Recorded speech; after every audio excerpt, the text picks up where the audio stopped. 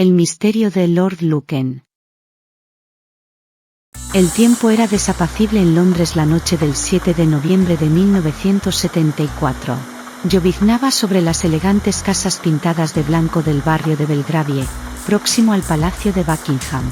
Un grupo de asiduos consumía bebidas en el Plumbers Arms cuando, alrededor de las 9:45, la puerta se abrió violentamente. Una mujer de unos 30 años entró tambaleándose en el local. Llevaba un camisón manchado de sangre y mostraba señales evidentes de haber sido golpeada en la cabeza varias veces. Permaneció unos instantes inmóvil y en silencio, como en shock, hasta que comenzó a gritar: «¡Socorro, socorro! Han estado a punto de matarme. Mis hijos, mis hijos. Está en la casa. Ha asesinado a la niñera». El encargado del local, Arthur Whitehouse, ayudó a la mujer a tenderse en un sofá y llamó por teléfono solicitando una ambulancia y la presencia de la policía. Mientras tanto, la señora Whitehouse curó las heridas de la víctima. Poco después de las 10, dos oficiales de policía, el sargento Donald Baker y su ayudante Christopher Beddick, llegaron al número 46 de Lower Belgrove, un edificio con escalinata de entrada situado a unos 30 metros de Plumbers Arms. Desde fuera no observaron nada anormal. Las cortinas les impedían ver el interior del cuarto de estar, en la planta baja, y tampoco se oía ruido alguno. Bajaron por la escalera exterior del sótano y, a través de las persianas, vieron el resplandor de una luz roja. Volvieron a la puerta principal y forzaron la cerradura para poder entrar. Como no funcionaba la luz del hall, Baker envió a su ayudante al coche patrulla en busca de una linterna. Él, por su parte, encendió una vela y empezó a recorrer la vivienda. Al final del bien decorado vestíbulo advirtió manchas de sangre en la pared que bajaba hacia el sótano. Desde la mitad de la escalera vio en el suelo de parquet, junto al piano, un gran charco de sangre y al lado de este 2 o 3 huellas de pisadas. Beddick entró con la linterna, y después de comprobar que no había ningún intruso escondido en el sótano, ambos se dispusieron a registrar el resto del edificio de 6 plantas. Entraron en un dormitorio del segundo piso. La lámpara de la mesilla de noche estaba encendida y alguien había dejado una toalla manchada de sangre encima de la almohada. Entonces oyeron un ruido procedente del piso superior y comprobaron que la televisión del cuarto de jugar estaba encendida. Por fin, en la última planta, encontraron a los niños. Uno dormía en una de las habitaciones, y su hermana pequeña en la contigua. Una niña algo mayor estaba despierta, de pie junto a la cama. Les preguntó: «¿Dónde están mamá y Sandra?». Una vez que dejaron a los niños al cuidado de otro oficial de policía, Baker y Beddick volvieron a registrar el sótano más cuidadosamente. La sangre había salpicado las paredes, el piano y las librerías del comedor. En medio de un charco de sangre se veían fragmentos de platos y tazas. Al pie de la escalera había un gran saco de lona tipo americano que rezumaba sangre. El sargento Baker lo abrió y halló en su interior el cuerpo de una joven completamente vestida, cuya cabeza había sido golpeada violentamente. El saco estaba colocado junto a la puerta de la cocina. La luz que habían visto desde el exterior procedía de una tetera puesta al fuego. A continuación, Baker y Beddick registraron el resto del sótano y el jardín. Baker advirtió que el pestillo de la puerta estaba descorrido. Un muro de casi 5 metros pintado de rosa rodeaba el jardín y en algunas zonas estaba recubierto de flores. El sargento lo revisó concienzudamente sin encontrar señales de que alguien lo hubiera franqueado saltando sobre él. Al volver a la casa, el policía vio un objeto junto a la puerta de la entrada del sótano. Se trataba de un trozo de tubería de plomo cubierto de sangre, de unos 25 centímetros, uno de cuyos extremos estaba envuelto en esparadrapo. A las 10:20 se presentó en la casa el sargento de detectives Graham Forsyth, de la comisaría de Gerald Road, y vio una lámpara encima de una silla junto a la escalera del sótano, debajo del enchufe. Conectó la lámpara y funcionó. En este punto la policía comenzó a encajar los acontecimientos ocurridos en el interior de la vivienda. La mujer que irrumpió en el Plumbers Arms era la propietaria, Veronica Bingham, Lady Lucan, esposa del distinguido Richard John Bingham, séptimo conde de Lucan, barón Bingham de Castle, barón Bingham de Melken Bingham y baronet de Nova Scotia. El cuerpo era de Sandra Rivet, de 29 años, niñera de los hijos de Lady Luken, Camilla de 4 años, York, de 6, y Frances, de 10. El detective se dirigió al número 72 de Elizabeth Street con el propósito de interrogar a Lord Luken. Cuando en octubre de 1963 Lord Luken anunció su compromiso con Veronica Duncan, muchos de sus amigos manifestaron su sorpresa ante el hecho de que la futura Lady Luken fuera plebeya.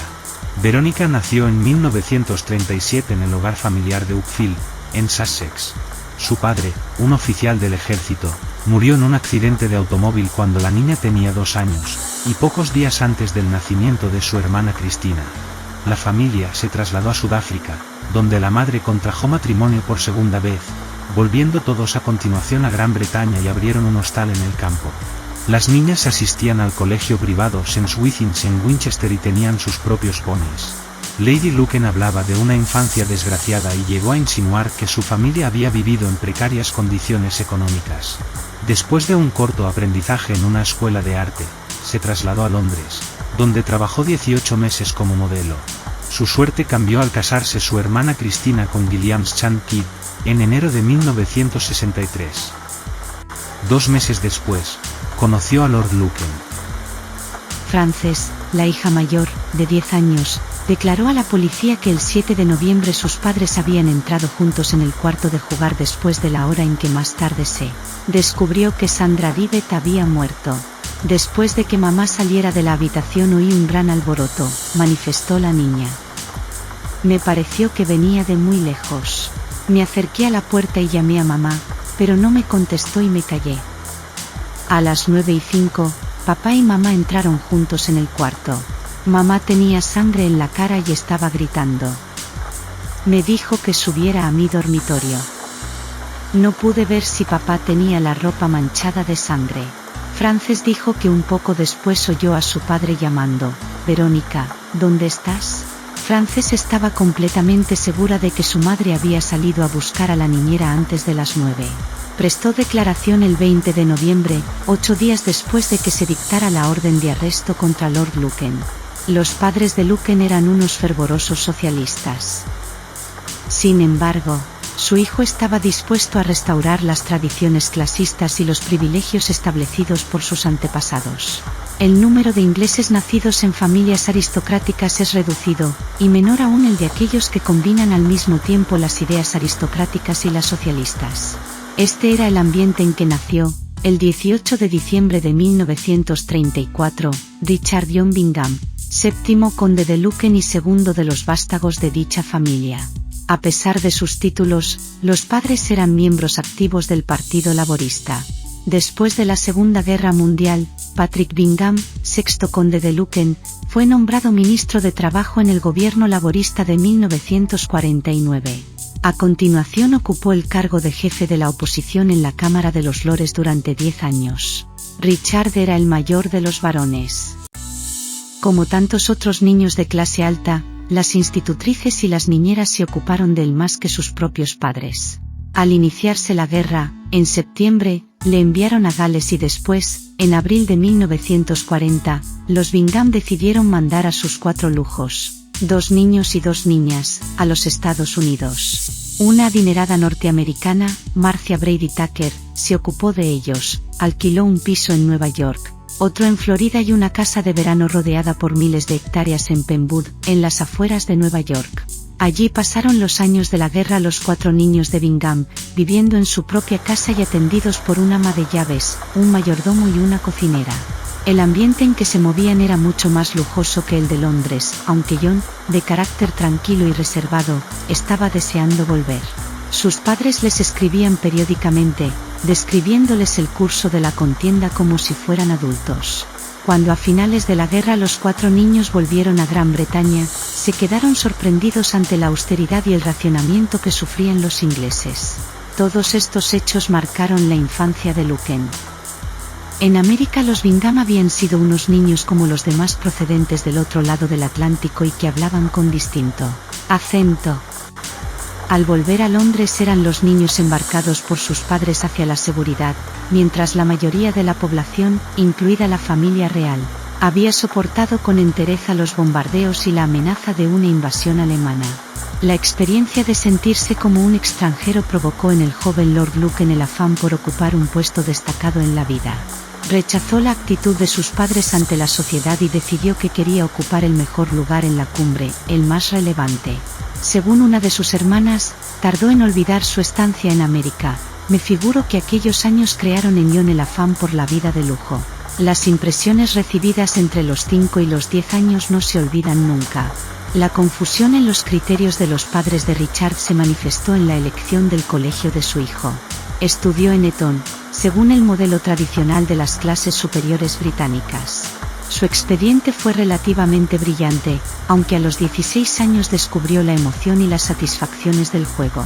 Pronto se hizo corredor de apuestas, a pesar de los frecuentes problemas que se les presentaba para asistir a las carreras de caballos. Cumplió el servicio militar como oficial de los Coldstream Guards. Fue destinado a Alemania y durante el tiempo libre jugaba al póker. Cuando los 2 años de servicio en el ejército finalizaron, Lucan comenzó a trabajar como agente de banca en la City. Pero sus actividades en las altas finanzas ocupaban un lugar secundario después del juego. Efectivamente, el juego se convirtió en el factor fundamental de su vida. Hasta tal punto que sus amigos se quedaron sorprendidos que pudiera apartarse del tapete verde para contraer matrimonio, en noviembre de 1963, con Veronica Duncan. Se habían conocido en la boda de Christina, la hermana de Veronica, con William St. Kidd, un amigo de Lucan. El padre de Lucan murió 2 meses después de la boda. John heredó el título, 250.000 libras esterlinas y una renta anual de 10.000 libras. En aquella época ganó 26 en solo 2 noches, jugando al Chemin de Fer. Convencido de que había encontrado su auténtica vocación, abandonó el negocio bancario y se convirtió en un jugador profesional de plena dedicación. Al ser interrogada sobre sus sentimientos como esposa de un jugador, Verónica manifestó con indiferencia: me da igual. Que haga lo que quiera. Al cabo de unos pocos años, sin embargo, la obsesión de Lucan empezó a ser insoportable. Noche tras noche se sentaba en el Clermont esperando hasta la madrugada. Antes de hundirse en el vicio del juego, Lord Lucan mostró un profundo interés por los deportes al aire libre.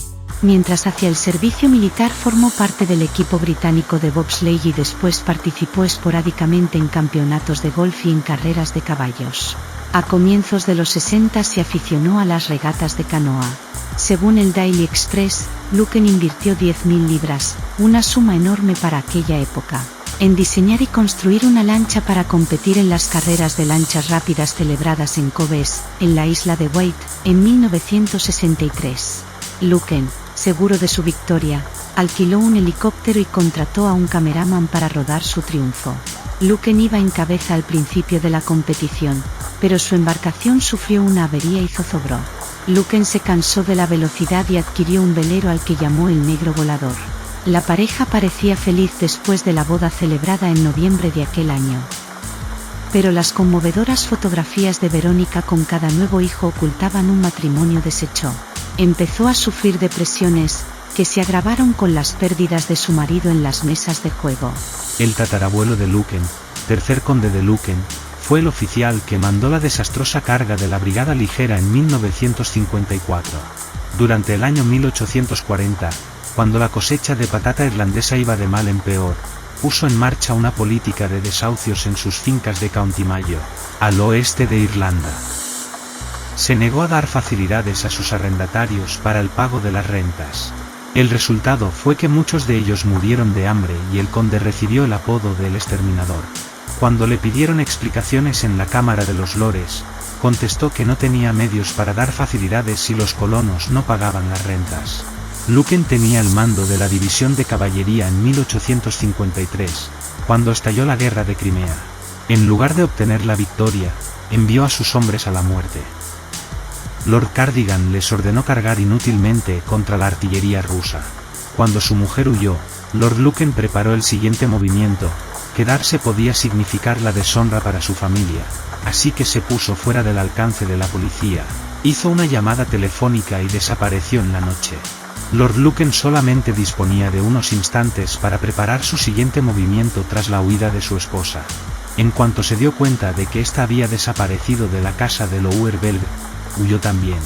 Poco después de las 10 una serie de repentinos timbrazos en la puerta de la calle despertaron a su amiga Madeleine Florman en su domicilio de Chester Square, a escasa distancia de Lower Belgrave Street. Creyendo que se trataba de una broma de sus jóvenes vecinos, no abrió. A los 20 minutos la despertó una nueva llamada, ahora del teléfono situado en la mesilla de noche. Descolgó el receptor. «Oiga». «Sé quién eres», dijo una voz masculina. Después de una serie de incoherencias, cortó la comunicación. Ella estaba segura de que era Luken. Cuando la señora Florman habló con la policía de aquella llamada, los forenses descubrieron restos de sangre seca en los escalones de la entrada de su domicilio. La siguiente persona que tuvo noticias de Luken aquella noche fue su madre, Katie Lynn, una anciana de 75 años, condesa viuda de Luken. Acababa de llegar a su casa, próxima al campo de cricket de Lords, en St. John's Wood, cuando sonó el teléfono. Era su hijo. Parecía trastornado. Después de oírle, la condesa se encaminó directamente hacia Lower Belgrave Street, donde llegó a las 10:45. Sobre las 11 de la noche la interrogó la policía y ella les dio cuenta de la conversación telefónica que había mantenido con su hijo. Me dijo que había ocurrido una tragedia horrible en su casa. Verónica está herida y quiero que recojas a los niños lo más pronto posible. Le dijo que la niñera estaba herida también. Yo le pregunté, ¿es grave? Me respondió, creo que sí. Cuando pasaba por delante de la casa vi a un hombre atacando a Verónica en el sótano. Me precipité hacia allí. Verónica estaba gritando y sollozando. Según su madre, Luken empleó las palabras sangre y confusión y después continuó, «Oh, madre. Ha ocurrido algo espantoso en el sótano. No soy capaz de mirar». Ella le preguntó dónde se iba. «No lo sé», respondió. Y cortó la comunicación. Luken se dirigió hacia el sur, al pueblo de Uckfield, en Sussex, a unos 70 kilómetros. Alrededor de las 11:30 llamó a la puerta de Grants Hill House, una antigua rectoría transformada en vivienda. Susan Maxwell Scott estaba despierta. Se levantó y bajó a la entrada de coches. Ella y su marido, Ian, eran antiguos amigos de Lord Luken. En la investigación policial, Susan dijo que había habido una tragedia horrible. Maxwell Scott declaró que Luken le había preguntado, ¿está Ian en casa? No estaba, se había quedado en Londres. Sirvió a Luken un whisky con agua, lo encontró asustado y trastornado. La parte trasera de sus pantalones estaba mojada, como si se los acabara de limpiar con una esponja. La inesperada visita de Luken al hogar de los Maxwell Scott no era desacostumbrada, a pesar de la hora. «¿Qué es lo que te ocurre, John?», le preguntó. «He sufrido una experiencia dantesca», contestó. «Es tan inverosímil que ni tú ni nadie podría creerla». Su relato coincidía básicamente con el que hizo su madre, aunque con algunos detalles añadidos. Luken le dijo que, cuando iba a casa a cambiarse para la cena, pasó ante el domicilio de su esposa. A través de las persianas del sótano vio como un hombre atacaba a Lady Luken. Le contó que entonces abrió la puerta principal con su propia llave y se precipitó al sótano, escurriéndose en un charco de sangre que había al pie de la escalera. El hombre que vio golpeando a Verónica había desaparecido. Según el testimonio de Susan Maxwell Scott, Luken dijo que su esposa le había acusado abiertamente. Al principio estaba histérica y le dijo a gritos que alguien había matado a Sandra, declaró Susan, repitiendo las palabras de Luken. De repente, casi al momento, acusó a Luken de haber contratado a un hombre para asesinarla. Según me contó Luken, le acusaba frecuentemente de contratar a un asesino. Él suponía que esa idea se la había inspirado una película de la televisión. Luken, por su parte, había intentado convencerla de que le dejara curarle las heridas de la cabeza. Terminó su relato de los acontecimientos de aquella noche diciéndole que había visto huellas de sangre en el suelo y en las paredes del sótano. Le pidió permiso para llamar a su madre otra vez. Serían aproximadamente las 12:15. La condesa, después de hablar con la policía en Lower Belgrave, se llevó a sus 3 nietos con ella. Un oficial la acompañó hasta su casa, y estaba allí todavía cuando sonó el teléfono. La conversación duró unos 90 segundos. La condesa preguntó a su hijo si se encontraba bien y él le preguntó por los niños. Ella dijo entonces, mira, la policía está aquí conmigo. ¿Quieres hablar con ellos? Después de unos momentos de silencio, Luken replicó, no, por ahora no. Diles que mañana me comunicaré con ellos y también te llamaré a ti. Una vez que se tranquilizó por la suerte de sus hijos, Luken intentó telefonear a su cuñado William St. Kidd. Como no contestaba, le escribió 2 cartas. El contenido de estas cartas se hizo público en la investigación policial sobre la muerte de Sandra Divet. La primera carta reza lo siguiente: querido Bill, esta noche han sucedido unos hechos espantosos que ya le he explicado brevemente a mi madre. Cuando conseguí interrumpir la agresión de aquel hombre contra Verónica, ella me acusó de haberle contratado yo. La subí al piso de arriba y después de meter a Frances en la cama, traté de curarla. Se escondió abajo, y cuando entré en el cuarto de baño huyó de la casa. Evidentemente, los hechos me acusan, sobre todo porque ella dice que han sido obra mía. También yo me esconderé durante algún tiempo. Lo único que me preocupa es la situación de mis hijos. Si pudieras arreglarlo para que vayan a vivir contigo, te estaría muy agradecido. Verónica ha demostrado su odio en el pasado y hará todo lo posible por acosarme. George y Frances pueden quedar marcados para toda la vida si se enteraran de que su padre se ha sentado en el banquillo acusado de asesinato. Cuando sean lo bastante mayores, explícoles esta pesadilla de paranoia y cuida de ellos. Tu buen amigo John. La segunda carta está relacionada con sus asuntos económicos. Mencionaba la próxima venta de la plata de la familia en Christie's, la casa de subastas de Londres. Los beneficios estaban destinados a Lloyds, Coutts y al National Westminster Bank.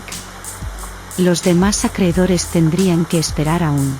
Luken cerró las cartas y se las confió a Susan Maxwell Scott, quien, a la mañana siguiente, envió a una de sus hijas a depositarlas en el correo. La señora Maxwell Scott sugirió a Luken que se bañara y descansara un rato. Al día siguiente, le acompañaría a hablar con la policía de Uckfield. Luken titubeó, pero finalmente dijo, tengo que volver para aclarar las cosas de una vez. Le preguntó si tenía píldoras para dormir. Su hospitalaria amiga encontró 4 pastillas de Valium y se las dio. A la 1:15 de la madrugada se marchó en su Ford Corsair azul marino. No se le volvió a ver jamás. Al día siguiente, 8 de noviembre, un ama de casa de Nivaben, un puerto de la costa sur, observó que ante su puerta había aparcado un coche desconocido. No estaba a las 5 de la mañana, por lo tanto, tenían que haberlo dejado entre las 5 y las 8. No se acercó nadie a él hasta que un policía municipal lo reconoció por la descripción que había recibido en una circular. Había restos de sangre en los asientos delanteros del coche, en el volante y en el salpicadero. Pero lo que atrajo aún más la atención de la policía fue el contenido de una bota que había en su interior. Dentro hallaron otro pedazo de tubería de plomo rodeada de esparadrapo que, a primera vista, era idéntica al objeto aparecido en Lower Belgrove Street, aunque medía unos 20 centímetros más y era, por lo tanto, proporcionalmente más pesada. 24 horas después del descubrimiento del Corsair en Nivaben, Ian Maxwell Scott, el marido de Susan, llamó por teléfono a casa de William St. Kidd en Bedfordshire. Habló con el de la visita nocturna de Luken y le anunció la llegada de las 2 cartas. St. Kidd salió inmediatamente hacia su domicilio londinense. Al abrir las cartas observó en ellas manchas de sangre. Nada más leerlas se presentó en la comisaría de Gerald Road. Fue la primera noticia que tuvo la policía del viaje de Luken a Uckfield. Luken envió una carta más después del crimen. Llegó por correo, sin sello, al Club St. James el 11 de noviembre, 4 días después de los hechos. Iba dirigida a Michael Stapp, uno de sus más íntimos amigos, y estaba escrita en una hoja del blog aparecido en el coche. Su estilo era radicalmente definitivo. He pasado una noche alucinante plagada de increíbles coincidencias. Pero no quiero aburrirte ni involucrarte en ellas. Únicamente te ruego que, cuando veas a mis hijos, lo que espero harás, les digas que me conociste y que te consta lo que me preocupaba por ellos. No tienen por qué saber que me han destruido un avieso procurador y un psiquiatra deshonesto. Le he contado a Bill Shankid la realidad de lo sucedido, pero, según mi última experiencia en los juzgados, abandonado en manos de un juez sexagenario, nadie me creería, por lo que solamente me preocupa el futuro de mis hijos. Tu amigo John. Michael Stapp entregó la carta a la policía aquella misma tarde. Desgraciadamente había tirado el sobre y, aunque lo buscaron en todas las papeleras y en los cubos de basura del club, no apareció. Sin ver el matasellos, la policía no podía averiguar la procedencia de la carta. Esta fue la última prueba concreta que se obtuvo de la existencia de Lord Luken. Tras el nacimiento de su segundo hijo, en 1967, Lady Luken comenzó a sufrir depresiones. Su marido empezó a leer libros de psicología e intentó convencerla de que debía ingresar en una clínica privada. Al principio Lady Luken se negó, pero en 1968 aceptó ponerse en tratamiento con un psiquiatra. Sin embargo, su estado mental se deterioró antes y después del nacimiento de su tercer hijo, una niña, Camilla, en 1970. Al año siguiente, Lady Luken consintió en ingresar en el hospital psiquiátrico de Hampstead, al norte de Londres. Pero lo abandonó nada más llegar y regresó directamente a su domicilio en Lower Belgrove. Mucho antes de este incidente, la pareja discutía con frecuencia. Empezaron a hacerlo en público. A finales de 1972 pasaron unas cortas vacaciones de Navidad con una de las hermanas de Lord Luken. 2 semanas después, en enero de 1973, la pareja se separó al cabo de 9 años de matrimonio. En cuanto se separó de su esposa, Lord Luken apeló para obtener la custodia de sus hijos. El 23 de marzo de 1973 consiguió la custodia temporal hasta que se celebrase la vista en el mes de junio. Ese mismo día, unos detectives privados contratados por Luken se apoderaron de George y de Camilla cuando salían con su niñera del número 46 de Lower Belgrove Street y recogieron a Frances en el colegio. El propósito de Luken era el de mantener una violenta discusión con su mujer delante de los niños. Durante las 7 semanas siguientes vivieron con Luken en el cercano piso de Elizabeth Street. Pero el 11 de junio el Tribunal Supremo dictó una sentencia definitiva por la que Lady Luken obtenía la custodia de los niños, que volvieron a vivir con ella en Lower Belgrove. Luken estaba decidido a demostrar la inestabilidad mental de su esposa y contrató a unos detectives privados para que vigilaran la casa. También comenzó a grabar en cintas magnetofónicas las conversaciones entre ambos. La familia Luken ostenta 3 títulos de nobleza, lo que implica un escaño en la Cámara de los Lores, el condado y la baronía de Castlebar, en lo que ahora es la República de Irlanda, y el Melcombe en Dorset. Según el orden protocolario, el conde se sitúa después de un duque del reino, de un duque y de un marqués. El condado de Luken fue concedido como un real favor en 1795 y es uno de los 200 condados existentes en la actualidad. Las esposas de los condes tienen derecho al título de condesas. La madre de Luken añadió la palabra viuda, puesto que lo era de un noble. Mientras no se declare muerto a Lord Luken, su hijo York no puede acceder al título de octavo conde. Sin embargo, ha heredado la categoría de par del reino con el título de Lord Bingham. 2 mujeres atacadas en el sótano del número 46 de la calle Lower Belgrove. Una muerta y la otra a punto de perder el conocimiento. Muchas preguntas continúan sin respuesta. Durante toda la larga encuesta policial, Lady Luken insistió en que el hombre que la había atacado en su domicilio era su marido, Lord Luken. La versión de este solamente se conoció a través de las 2 cartas y de las conversaciones mantenidas antes de su desaparición. Lady Luken y su hija Frances no estaban de acuerdo en la hora en que Sandra Divet y la misma Lady Luken habían bajado al sótano. La niña dijo a la policía que Sandra se fue a preparar el té entre las 8:30 y las 8:40. También dijo que su madre bajó a buscar a la niñera a las 8:55, justamente cuando iba a empezar las noticias en la televisión. Lady Luken fijó el tiempo de modo distinto, afirmando que Sandra bajó a las 9:15. Puesto que Sandra ya estaba muerta cuando el criminal atacó a Lady Luken, la niñera debió ser asesinada alrededor de las 9:05 según Lady Luken, o de las 8:55 según la versión de Frances. El portero del Clermont Club declaró que Lord Luken abandonó el local en el Mercedes a eso de las 8:45. Si su versión era correcta, Luken pudo dirigirse rápidamente a su domicilio, dejar el automóvil, ir andando hasta Lower Belgrove Street y asesinar a Sandra Rivet. Según los datos de su esposa, habría podido suceder así. Según los de Frances, era absolutamente imposible. Las personas que se encontraban en el Plumbers Arms aseguraron que Lady Luken apareció a las 9:45. En la investigación sobre la muerte de Sandra, Lady Luken afirmó que cuando su mando dejó de golpearla subieron ambos las escaleras y, mientras él buscaba con qué limpiarla, ella aprovechó para huir. Existe, pues, un amplio espacio de tiempo entre el ataque a Verónica y su entrada en el Plumbers Arms. 2 meses después del crimen, en enero de 1975, Lady Luken concedió una entrevista al periódico Daily Express. En ella afirmaba que su marido le había dicho que la niñera había muerto. Pero no dijo que él confesara haberla asesinado. En las declaraciones de Frances aparecen también algunas preguntas sin respuesta. Dijo que, cuando subieron al cuarto de juego no vio a su padre manchado de sangre, aunque sí a su madre. El asesino de Sandra la golpeó con una porra, salpicando de sangre toda la habitación e introduciendo después su cuerpo en el saco de viaje.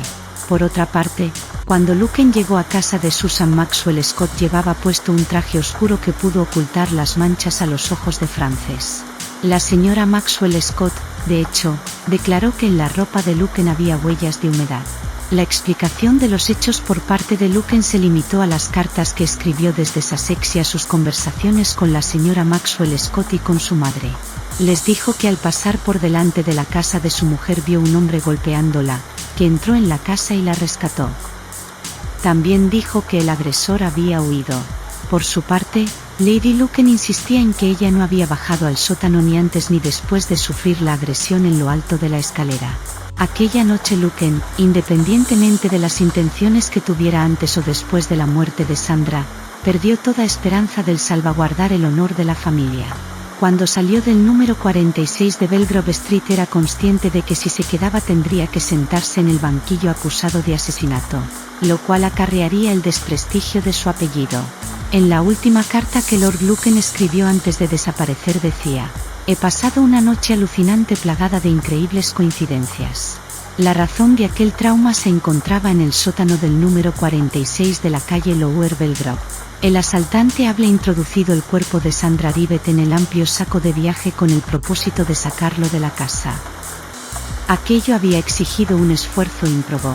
No se encontraron huellas de dedos en medio de aquella carnicería que demostraran que hubo un asaltante. Un especialista de Scotland Yard aclaró en las diligencias previas que las huellas halladas en el sótano procedían de la víctima, de los niños y de los oficiales de policía. El significado de las increíbles coincidencias a las que se refería Luken no se conocerá nunca. Los detectives averiguaron enseguida que Sandra Rivet había sido víctima de las violentas tensiones que surgían en el hogar donde trabajaba. El asesino, fuera quien fuera, reveló el drama de la familia Luken. El detective jefe superintendente Roy Ransen había sido testigo de la promesa que Luken hizo a su madre por teléfono de ponerse en contacto con la policía el viernes 8 de noviembre.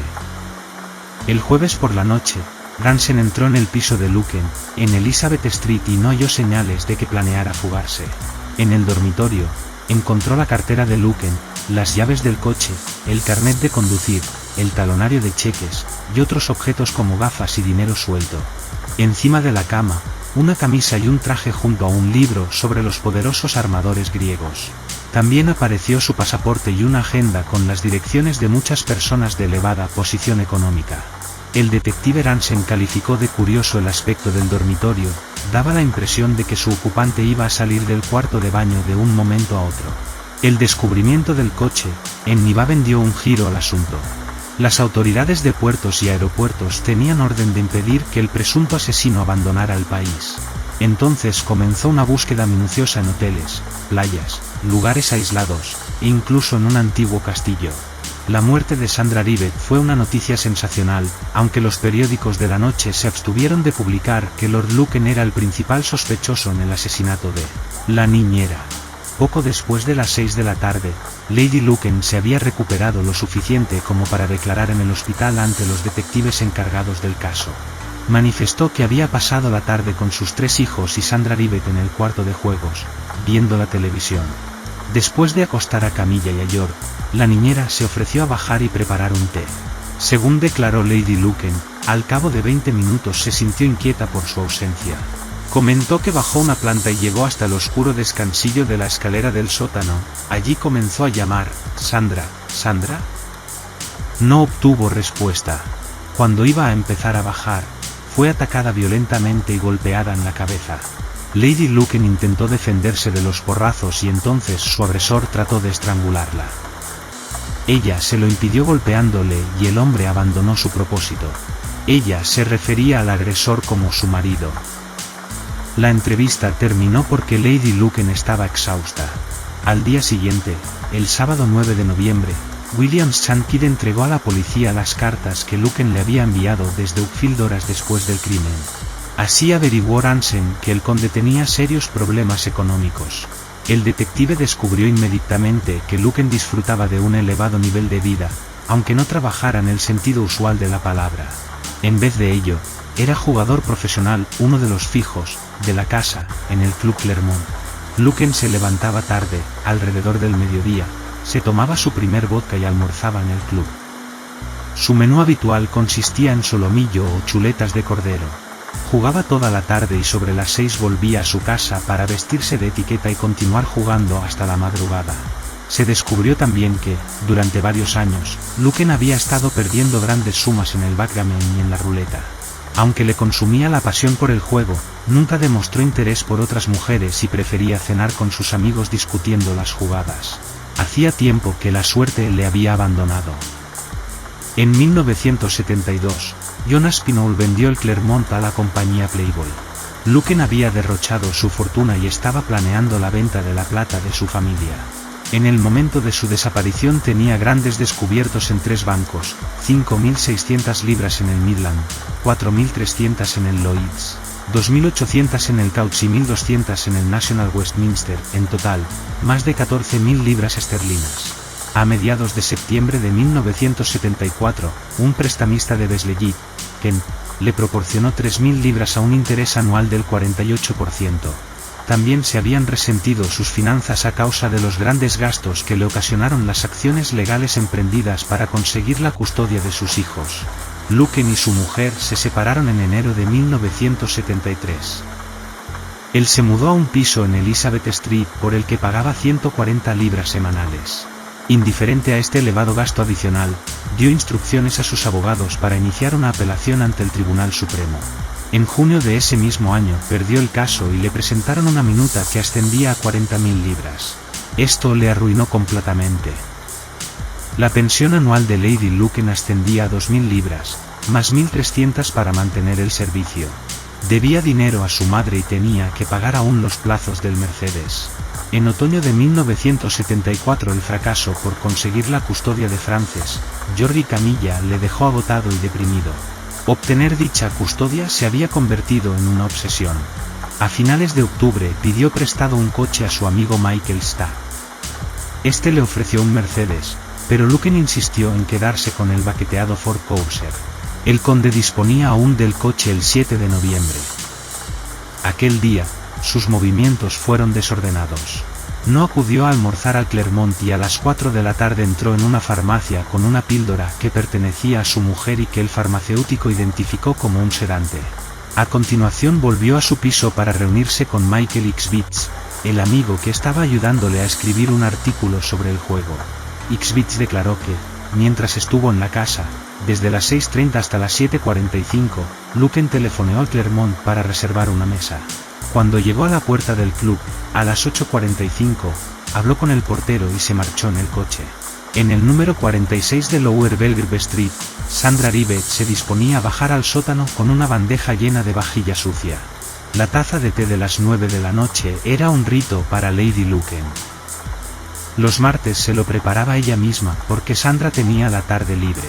El marido lo sabía. El domingo anterior preguntó a sus hijos cuándo salía Sandra con su novio. Le dije que los martes tenía la tarde libre, recordó Frances. Sin embargo, la niña ignoraba que aquella semana iba a salir el miércoles y que, por lo tanto, el martes por la tarde estaría en casa. El martes 12 de noviembre, 5 días después de la huida de Lord Lucan, los detectives desconocían aún sus movimientos desde que salió de Uckfield hasta que llegó a Nivaven de madrugada. La distancia entre ambas poblaciones es de 25 kilómetros, y Lucan tardó por lo menos 3 horas y media en recorrerla. Lo que es indudable es que el 12 de noviembre Lucan decidió escapar para no ser detenido. Su amigo Michael Stapp entregó a la policía la tercera de las cartas escritas desde Uckfield. Es posible que la queja desesperada sobre su destrucción a manos de un avieso procurador y un psiquiatra deshonesto se refiriese a la sentencia del Tribunal Supremo denegándole la custodia de sus lujos. Cuando el detective Ransen estudió la desesperación y el sentimiento de abandono de la lucha que se transparentaban en la carta, solicitó inmediatamente de los magistrados una orden de arresto contra Lord Lucan, acusándole de asesinato y de intento de asesinato. La solicitud fue atendida. Era la primera vez que se extendía una orden de arresto contra un par del reino.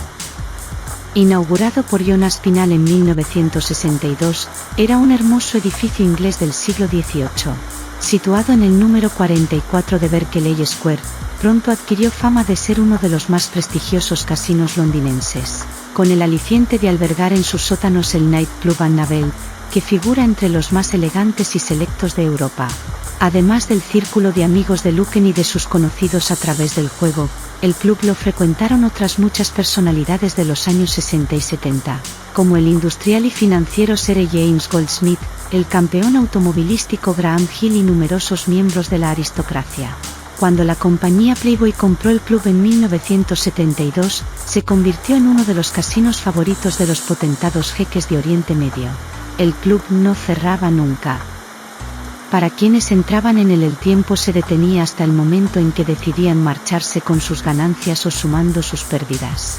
Antes de la aprobación de la Ley sobre Apuestas y Juego de 1960, ambos estaban prohibidos en las casas particulares y en los casinos de Gran Bretaña. Esto no impedía la proliferación de clubs clandestinos en todo el país, y especialmente en Londres. Como estaban fuera de la ley, estos clubs contaban con la protección de los chantajistas y sus matones, quienes garantizaban la tranquilidad de los locales a cambio de una participación en los beneficios. A veces los chantajistas, a la larga, se hacían cargo de los juegos inclinándolos a su favor. El único medio de reprimir a los estafadores fue la legalización del juego, solución que además generaba unos ingresos extraordinarios para el Estado a través de los impuestos sobre el juego y las apuestas. Tan pronto como Scotland Yard descubrió la fuga de Lord Lucan, alertó a la Interpol, que añadió su nombre a los de la lista de alerta roja, donde continúa desde entonces. Contrariamente a la creencia popular, la Interpol, Comisión Internacional de la Policía Criminal, no es una fuerza policíaca, sino una organización que proporciona datos sobre crímenes o criminales que actúan fuera de su territorio de origen. La idea de crear aquel cuerpo surgió antes de la Primera Guerra Mundial y se materializó en Viena en 1923. En 1946 establecieron en París su cuartel general y se organizaron tal y como continúan en nuestros días. Hoy forman parte de la Interpol más de 100 países que llevan a cabo investigaciones, búsquedas y detenciones a petición de los miembros que la componen. El cuartel general guarda 175.000 fichas de los criminales más importantes, así como detalles de pasaportes robados, bienes y personas desaparecidas. Con el auge del tráfico internacional de la droga, más de un tercio de la información que recibe está relacionada con los narcóticos. Mientras se derrumbaban las barreras de clase, Lucan derrochaba su fortuna. Encontró su clave en un grupo selecto y reducido.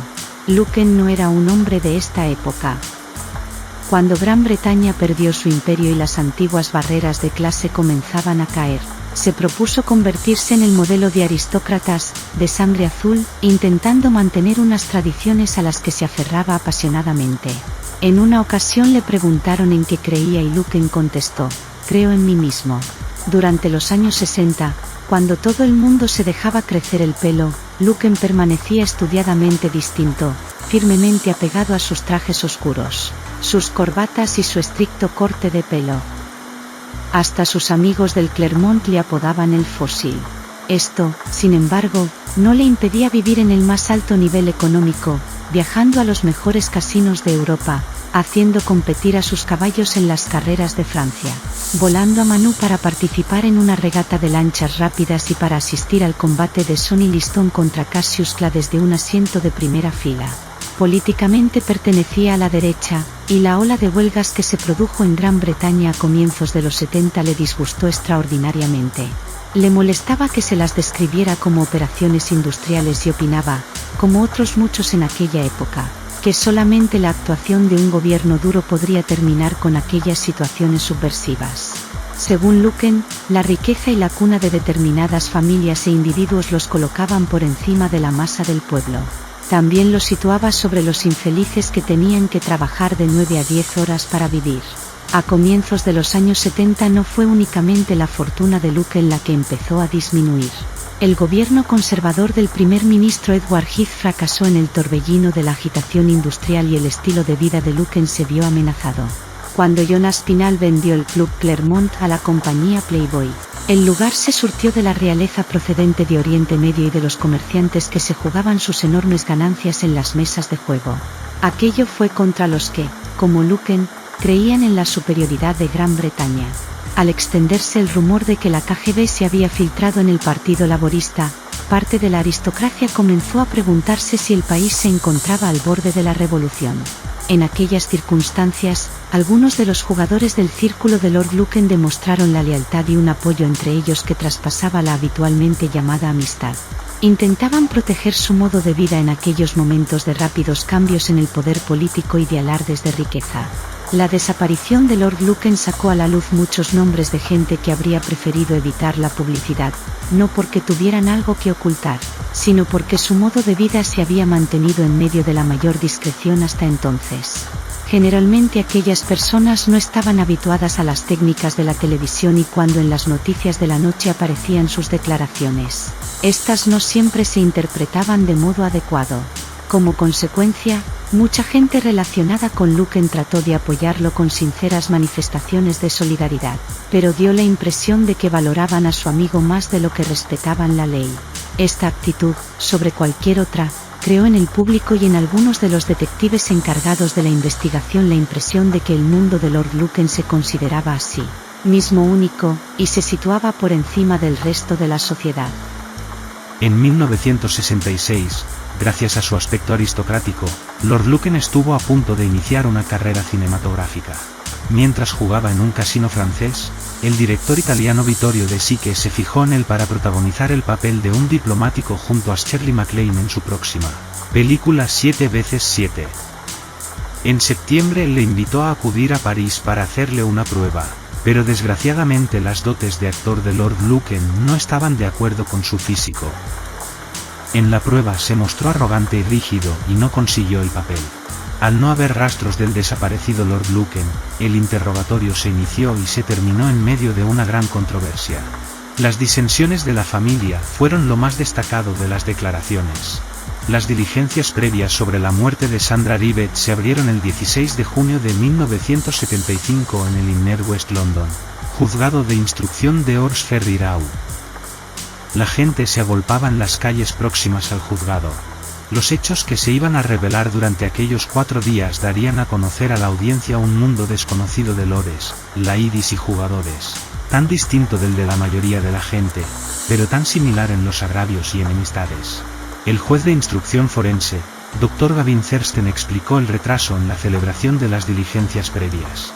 En una clara alusión a la ausencia de Lord Luken, dijo: "He retrasado deliberadamente esta investigación durante tan largo tiempo con la esperanza de obtener datos más concretos relacionados con ella. El objeto de la investigación era averiguar la causa de la muerte de Sandra Rivet y quién había sido el autor del asesinato o del homicidio. Adquirió todas las características de un juicio en el que faltaba el principal protagonista, Lord Luken. Según las reglas impuestas por el juez de instrucción forense, no se admitieron pruebas previas en su defensa. Lady Luken era el testigo más importante. Llevaba un abrigo de terciopelo negro y se cubría con un turbante que ocultaba parcialmente las cicatrices de sus heridas. Repitió su declaración sobre los acontecimientos de aquella noche desde que bajó del cuarto de los niños para buscar a Sandra hasta que apareció en el Plumbers Arms. Lady Luken manifestó que huyó de la casa, mientras su marido buscaba un paño para limpiarle la cara después de atacarla. ¿Está absolutamente segura de que era él?, preguntó el doctor Thurston. Lo estoy, contestó Lady Luken. Absolutamente segura. El abogado Michael Eastham empezó su turno preguntando a Lady Luken. Comparecía por parte de la madre de Lord Luken, representando los intereses del conde. Según sus palabras, su tarea consistía en la ineludible y desagradable obligación de insinuar que la declaración de Lady Luken era falsa. Una vez que ratificó que la pareja se había separado en 1973, Eastham preguntó: ¿No es cierto que antes de esa fecha usted experimentaba ya sentimientos de odio hacia su marido? El abogado de Lady Luken se opuso inmediatamente a la pregunta, pero el juez permitió que Eastham continuara, leyendo un párrafo de la carta del conde Williams Chan Kidd. Verónica me demostró su odio en el pasado y hará lo posible para acusarme. Eastham intentaba demostrar que la versión de los hechos de Lady Luken estaba influida a las relaciones de Lady Luken con su marido. Por otra parte, en un juicio preliminar están prohibidas las preguntas que impliquen respuestas perjudiciales para el testigo. Las referencias al matrimonio de ambos, las acusaciones de la esposa, sus problemas psiquiátricos podrían conducir a tales preguntas. El jurado tuvo que abandonar la sala. 15 minutos después, el juez indicó a Eastham que únicamente podría formular las preguntas referentes al matrimonio que fueran susceptibles de ser contestadas con un sí o un no. Ante estos obstáculos, el letrado declaró: no creo que pueda aclarar los hechos al jurado y no deseo hacer ninguna pregunta a esta dama. Lady Luken ocupó el asiento de los testigos durante 2 horas. El juez Dr. Thurston insinuó que el agresor pudo haber confundido en la oscuridad del sótano a la pelirroja Sandra con su morena señora. ¿Puede usted darme alguna indicación sobre su estatura?, preguntó. Su marido dijo que medía 1,55, respondió la condesa. Yo mido 1,55. Una vez se probó un traje que a mí me quedaba ancho. A ella le sentaba bien. Era más fornida que yo. Cuando terminó su declaración, Lady Luken, escoltada por un policía, volvió a ocupar su asiento inmediatamente detrás del de la condesa viuda de Luken. Las dos mujeres no se dirigieron la palabra durante los 4 días que duraron las diligencias previas. Al día siguiente declararon Frances, la hija mayor de Luken, y el encargado de Plummer Sands. A continuación lo hicieron el detective Beddick y el sargento Baker, los 2 policías que habían descubierto el cuerpo de Sandra, y, por fin, el Dr. Hugh Scott, el médico de guardia del Hospital St. George, que curó las heridas de la condesa la noche de la agresión. El Dr. Scott manifestó que aquellas heridas pudieron ser producidas por la tubería de plomo hallada en la casa. Le preguntaron si Lady Luken habría podido golpearse a sí misma y replicó: sí, pero es muy improbable. El segundo día la investigación se inició con el relato de la entrada en la vivienda del sargento de detectives Forsyth, quien encontró la lámpara desenchufada al final de las escaleras del sótano. Las otras lámparas del sótano estaban apagadas. Señaló 4 contradicciones en el relato de Luken y describió la conversación que mantuvo con Caitlin, la condesa viuda, en casa de la anciana. El testigo siguiente fue el forense del Ministerio del Interior, profesor Kate Simpson, quien declaró que Sandra Rivet había recibido 9 golpes en la cara y en la cabeza y mostraba magulladuras en ambos hombros.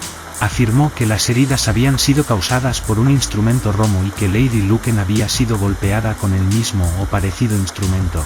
A continuación del Dr. Simpson declararon las 2 personas con las que Luken habló el 7 de noviembre, su madre, Caitlin, y Susan Maxwell Scott.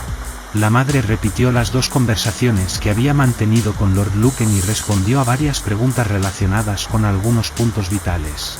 Luken le dijo que había visto o había interrumpido un ataque en el sótano. Interrumpido, contestó, aunque añadió que no estaba segura. Igualmente manifestó que su hijo había hablado de que pasaba por delante del 46 de Lower Belgrave Street cuando observó la agresión en el sótano. Las notas de la policía indicaban que iba en su coche. También preguntaron a Susan Maxwell Scott si Lord Luken había especificado cómo pasaba por delante de la casa, caminando o conduciendo. Estoy casi segura de que dijo caminando, contestó. Pero pudo haber dicho pasar y yo interpreté caminar. Añadió que, según Luken, el hombre que atacaba a su mujer era fuerte, pero no lo había visto con la suficiente claridad como para poder describirlo. La mayoría de las respuestas de Williams Chan Kidd, como las de Lady Luken, debían limitarse a un sí o a un no.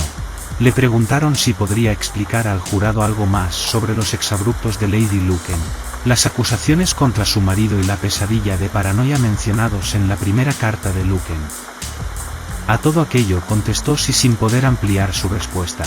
Todas estas preguntas estaban orientadas a aclarar las tensiones en el hogar de los Luken, pero no proporcionaban una información concreta sobre la muerte de Sandra. Después del segundo día, la familia comenzó a quejarse del rumbo que había tomado el interrogatorio. En el exterior del juzgado, el padre de Sandra, Albert Ensby, dijo: "El nombre de mi hija apenas se ha mencionado a pesar de ser el motivo de nuestra presencia aquí". Su cuñada Vera Ward manifestó: "Estoy aterrada. Sandra se sitúa en medio de lo que parece ser una batalla entre los dos campos de la familia Luken. Sin embargo, la que murió fue Sandra, que ya está enterrada y olvidada". Al día siguiente también el jurado expresó su desconcierto. El portavoz inició la sesión manifestando al juez de instrucción forense: "Nadie se refiere al asesinato de la niñera. Hemos oído que Lady Luken se dirigió al barman del Plumbers Arms diciendo: ha matado a la niñera. ¿Cómo sabía ella que la niñera había sido asesinada?". El doctor Thurston respondió: "Eso es absolutamente cierto", y añadió que esperaba que la respuesta surgiera a lo largo del resto de la investigación. Intervino después Michael Stapp, que tuvo que limitarse también al sí o al no, y a continuación otros forenses. El testimonio más relevante fue el de la doctora Margaret Pereira, una hematóloga de Scotland Yard, que había investigado el bajo, la escalera y el hall de la casa de la condesa, así como las huellas de sangre aparecidas en el Ford Courser abandonado en Nivallen. La sangre del sótano pertenecía en su mayor parte al grupo B, que era el de Sandra Divet, y la del hall a la, que era el de Lady Luken. Esta mostraba huellas de sangre del grupo B en su ropa y en los zapatos que, según la doctora Pereira, pudieron mancharse al andar por el sótano. La envoltura de esparadrapo que rodeaba la tubería de plomo tenía restos de sangre de ambos grupos. A preguntas de Eastham, la doctora Pereira afirmó que, si Lord Luken había resbalado efectivamente en la sangre tipo B de Sandra Divet, pudo haber manchado con ella a su esposa cuando trataba de ayudarla. También sugirió que la sangre de la niñera pudo teñir el zapato de Lady Luken cuando ésta pisara el suelo del sótano. Se detectó sangre del tipo B, el de Sandra, en la ventanilla del conductor, y del grupo A en el salpicadero del Ford Courser. Aparecieron además rastros del grupo AB. La doctora Pereira declaró no haber encontrado cabellos de Sandra Divet en la tubería de plomo. Según el doctor Robert David, ambas tuberías, la hallada en la casa y la del coche, tenían aproximadamente el mismo tamaño. El testigo siguiente, portero del club, aseguró que siendo de día, él podría recorrer en menos de 10 minutos la distancia que le separaba del 46 de Lower Belgrove Street. Por último, el inspector detective Charlie Huey y el inspector jefe David Herring describieron las investigaciones llevadas a cabo en el exterior del domicilio de Lady Luken. Herring aseguró que era imposible ver desde el coche lo que ocurría en el interior de la casa. Quizá, se hubiera conseguido agachándose, pero desde luego no manteniéndose en pie. Como no había ninguna luz, las persianas impedían la visión del interior del sótano, lo que contradecía la versión de Lord Luken. El inspector jefe añadió que no habían encontrado pruebas que apoyaran el relato del aristócrata.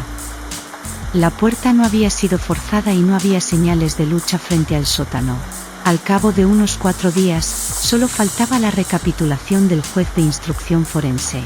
Duró 70 minutos. El doctor Thurston volvió sobre el tema de la entrada de Lady Luken en el Plumbers Arms y su afirmación de que Sandra había muerto. Su advertencia al jurado fue: les ruego que lo borren de sus mentes. Tras 30 minutos de deliberación, el jurado volvió a la sala. ¿Tienen ya su veredicto?, preguntó el doctor Thurston. Sí, respondió William Thomas, el portavoz del jurado. Asesinato cometido por Lord Luken. El cargo de juez de instrucción forense data por lo menos del año 1200, o quizá de 300 años antes. El principal cometido de un juez de instrucción es abrir una investigación si existe la sospecha razonable de que se haya producido una muerte violenta o bien por causas no naturales o desconocidas. El juez puede dirigir la investigación por sí solo, excepto en el caso de muertes acaecidas en prisión o en comisarías. Pero si existe la posibilidad de un veredicto de asesinato, el juez nombra a un jurado de no menos de 7 personas ni más de 11. El objeto de la investigación es establecer las causas de la muerte de una persona y si, como resultado, puede haber cargos criminales.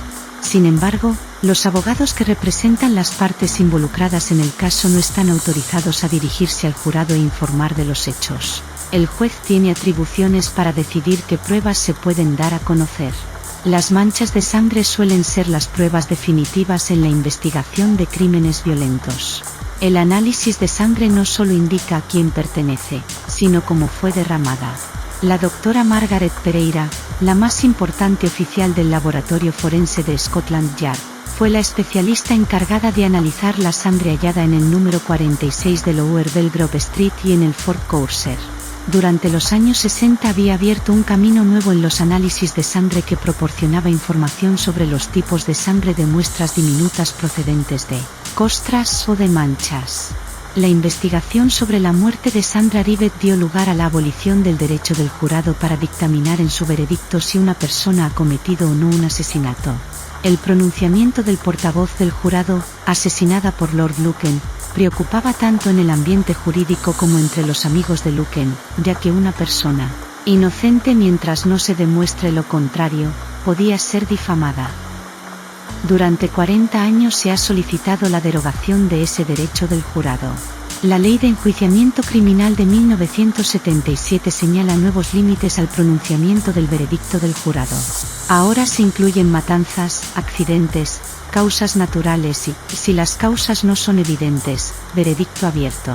Actualmente el jurado no puede añadir a su veredicto un documento que señale a un individuo determinado. Bajo esta nueva ley, el juez debe suspender la diligencia si durante el procedimiento alguien se ve acusado de un hecho criminal relacionado con la muerte investigada. El juego se convirtió en una obsesión para Lord Lucan. Su matrimonio desgraciado y la adversidad de la suerte le predispusieron a aventuras insensatas y a la bancarrota. En el otoño de 1974 la situación de Lord Lucan era desesperada. Aumentaban sus pérdidas en el juego, la separación de Verónica se añadía a sus deudas, además, las costas por la pérdida del juicio para obtener la custodia de sus hijos le habían supuesto 40.000 libras. Abrumado por la magnitud de sus desgracias, sentía crecer en su interior el rencor hacia su esposa. ¿Llegaría, a pesar de todo, al asesinato premeditado? Esta hipótesis es tan difícil de probar como la contraria. Nada en sus antecedentes sugería tal posibilidad. Nunca se comportó violentamente, y según sus amigos, no soportaba la vista de la sangre. ¿Podía un hombre del temperamento de Lucan llevar a cabo una acción así, armado solamente con una porra de plomo, una herramienta que garantizaba la abundancia de sangre? Aun aquellos conocidos de Lucan que le hubieran creído capaz de planear el asesinato dijeron que habría usado un arma más limpia y más eficaz. La otra pregunta era, si el conde asesinó a la niñera, ¿por qué no llevó a cabo su propósito matando a Verónica cuando ésta bajó las escaleras? Además, algunas personas se negaron a creer que, cegado por la ira, pudiera confundir a Sandra con la mujer que había compartido su vida durante casi 10 años, aun en medio de la oscuridad del sótano. Por otra parte, nadie pudo proporcionar una razón plausible que justificara la muerte de la niñera a manos de Lord Lucan. Además, tampoco la actitud de Lord Lucan antes del crimen indicaba que hubiese planeado minuciosamente sus movimientos.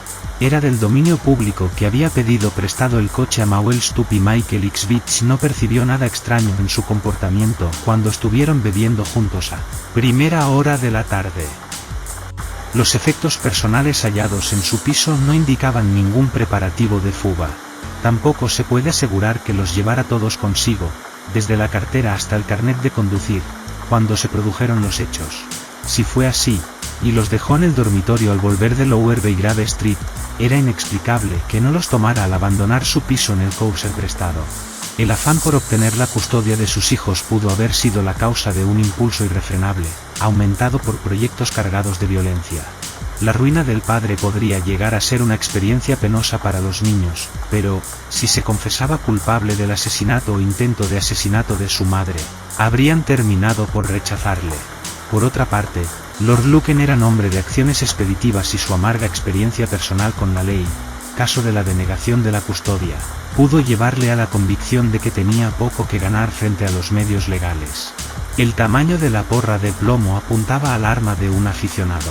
Pocas personas conocen las consecuencias de golpear la cabeza con tal arma, sobre todo si va envuelta en esparadrapo. Es posible que, si Lord Luken era culpable, se quedara tan trastornado ante la abundancia de sangre de Sandra que decidiera seguir adelante y acabar con su esposa. Lord Luken se comportó de un modo impulsivo durante los meses anteriores al crimen, con visitas inesperadas a la casa de su esposa, enviando a Verónica cintas magnetofónicas y contratando a detectives para vigilarla. Se puede pensar que el crimen fue su última apuesta. Pero, como jugador profesional, era un experto en el terreno del riesgo. Nadie imaginaba lo mucho que aún confiaba en su suerte. El jugador arriesga siempre algo de valor con el propósito de obtener una ganancia aún más valiosa. Aunque el profesional del juego lo considera un negocio, según sus beneficios, las características de tales profesionales se dan en personas que no necesitan incrementar su riqueza. El jugador, sencillamente, tiene que jugar, debe confiar en su propia suerte, no siempre que apueste en la ruleta o participe en una partida de póker, pero sí de vez en cuando. Existen innumerables casos de personas desgraciadas que han destruido sus vidas y las de los suyos por su incapacidad de resistirse a la tentación del juego, es decir, continúan jugando a pesar de que la suerte y su sentido común les han vuelto la espalda. Un amigo de Lord Luken contó lo sucedido durante unas vacaciones en Francia. El conde había perdido ya unas 200 libras, cifra considerable para aquella época, y sus amigos le aconsejaron hacer una pausa.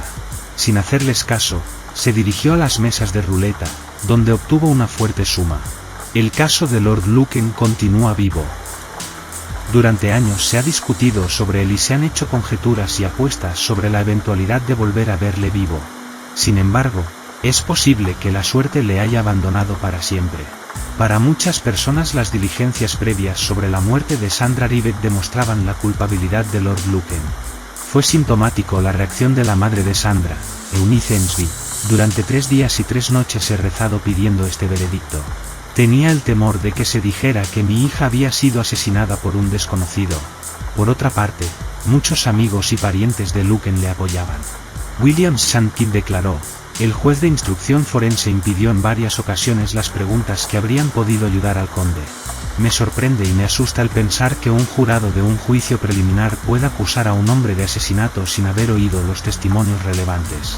El rencor que latía antes y durante los interrogatorios entre las diferentes partes de Luken y entre sus amigos y la policía, se prolongó durante los meses y los años posteriores. Permanecía el sentimiento de rechazo hacia la riqueza y los privilegios del mundo de Lord Luken. Sus detractores aseguraban que se había escondido ayudado por sus importantes amistades esparcidas por todo el mundo. Sus simpatizantes afirmaban que era un hombre honrado destruido por su mala suerte. Uno de sus socios, a la pregunta de si Luken podría haber tenido alguna relación amorosa con Sandra Rivet, respondió: ¿con una niñera? Cuando terminaron las diligencias, Lady Luken hizo unas breves declaraciones: estoy tratando de olvidar el pasado lo antes posible y de continuar una vida de familia. Ya han oído mis declaraciones durante el interrogatorio. Mi marido tenía su representante y el juez y el jurado dio su veredicto. No puedo decir si estoy conforme o no con él. Yo trataba únicamente de aclarar los hechos. Desde que Luken desapareció, el 8 de noviembre de 1974, la policía tuvo noticias de innumerables apariciones en distintos lugares del mundo. No se pudo comprobar ninguna de ellas. Un sospechoso detenido por la policía en Australia resultó ser un calderero de Essex en paro. Se produjeron otras denuncias en Sudamérica, Las Vegas, Barbados, diferentes puntos de Europa y en Sudáfrica. Esta última es la más verosímil, pues allí tenía el conde algunos parientes. La más curiosa de todas, la denuncia sobre la presencia de Lord Luken, tuvo lugar en Australia, en diciembre de 1974. La policía detuvo a un inglés de aspecto distinguido recién llegado a Melbourne. El hombre no era Luken, sino, sorprendentemente, John Stonows, antiguo ministro del gobierno laborista que había simulado un suicidio en Florida para resolver sus asuntos económicos. En 1979, 5 años después del crimen de Lower Street, el jugador Luken continuaba dando problemas. Los corredores de apuestas ofrecían 1000 a 1 contra el hallazgo de Luken. Pero sin duda habrían ganado más con el descubrimiento del monstruo del lago Ness. Los problemas cesaron con el curso del tiempo. Los dos detectives encargados de la búsqueda de Lord Luken, Roy Ransen y Dave Herring, no se ponían de acuerdo sobre la posibilidad de que Luken estuviera vivo. Pienso que habría muerto antes que someter a sus hijos a declarar en un juicio por asesinato, dijo Ransen. Yo creo que se marchó a un lugar desconocido para morir allí con la esperanza de que no le encontrarán nunca. Herring argumentaba lo contrario. Recuerden que este hombre es un jugador. Yo creo que una persona que vive en este medio no se da por vencido sin luchar, sin correr un riesgo. Y esto significa que puede estar viviendo alojado en cualquier remoto lugar del mundo. Damien West, uno de los íntimos amigos de Lord Luken, perdió las ganas de vivir. A los 44 años se suicidó con una sobredosis, 3 meses después de las diligencias previas sobre la muerte de Sandra Rivet. Hasta el día de hoy, Lord Luken no ha sido acusado, juzgado o declarado culpable de ningún crimen. Según la ley, sigue vivo. A principios de 1989 habría cumplido 55 años y continúa figurando en el Quién es quién, una publicación que reúne los nombres de la aristocracia y de otras personas distinguidas. Sandra Rivet comenzó a trabajar como niñera en el 46 de Lower Belgrove Street a finales de septiembre de 1974, unas 6 semanas antes de morir asesinada. Era la octava niñera que Lady Luken contrataba en menos de 18 meses. Sandra se entendía bien con los niños. El mismo Lord Luken, que estaba apelando para conseguir la custodia de sus hijos, pareció satisfecho de la elección. Él creía que con Sandra esta vez salían ganando, dijo la madre de Luken. La señora Rivet era una joven pelirroja, vivaracha, cariñosa, de risa fácil. La tragedia fue acrecentada por la indiferencia hacia su persona. Apenas se habló de ella en la prensa y su nombre cayó pronto en el olvido. No fue más que la niñera asesinada en casa de Lady Luken.